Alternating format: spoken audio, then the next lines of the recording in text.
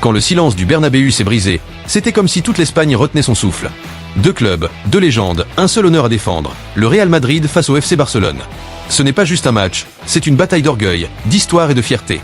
Et ce soir-là, le Clasico a tenu toutes ses promesses. Dès le coup d'envoi, la tension était palpable. Les chants madrilènes couvraient les encouragements catalans, les duels étaient rugueux, les passes millimétrées. Le Barça a tenté d'imposer son jeu, fait de patience et de circulation, mais le Real avait une idée, frapper vite, frapper fort. Et à la 22 minutes, la stratégie a payé. Jude Bellingham, magistral dans la construction, décale Kylian Mbappé dans la profondeur. Le Français file, plus rapide que tout le monde, et a juste une frappe croisée imparable. 1-0. Le Bernabéu explose, Mbappé rugit, et le Clasico s'embrase. Barcelone ne baisse pas la tête.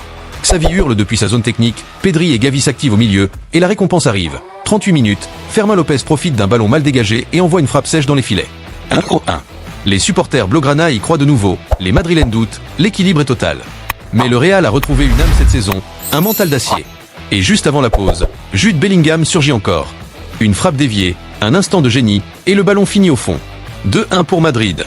Les bras levés, les regards vers le ciel, le Bernabéu chavire. En seconde période, tout devient électrique.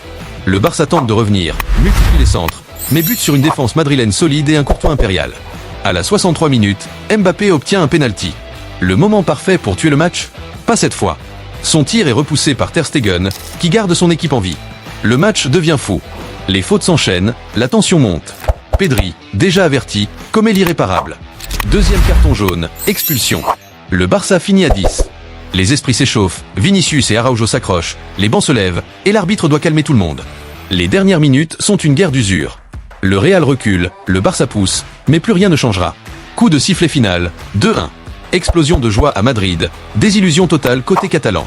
Au-delà du score, ce Clasico raconte une histoire, celle d'un Real Madrid redevenu conquérant, capable d'éteindre la dynamique blaugrana. Mbappé et Bellingham ont confirmé qu'ils étaient les nouvelles icônes du club, tandis que Barcelone, malgré quelques éclairs, paie son manque de réalisme et d'expérience. Carlo Ancelotti peut souffler. Il tient enfin une équipe équilibrée, solide et tranchante.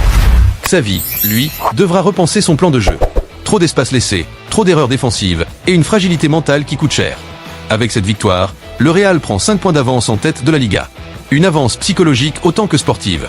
Les visages des joueurs à la fin du match disent tout, les uns euphoriques, les autres effondrés. Ce Clasico aura encore une fois prouvé qu'il n'existe pas de match normal entre ces deux géants. Et tandis que les projecteurs s'éteignent, une seule certitude demeure, ce duel n'est jamais fini. Barcelone reviendra, Madrid voudra confirmer, et la Liga ne sera plus jamais la même après ce combat dantesque. Merci à tous d'avoir regardé jusqu'ici.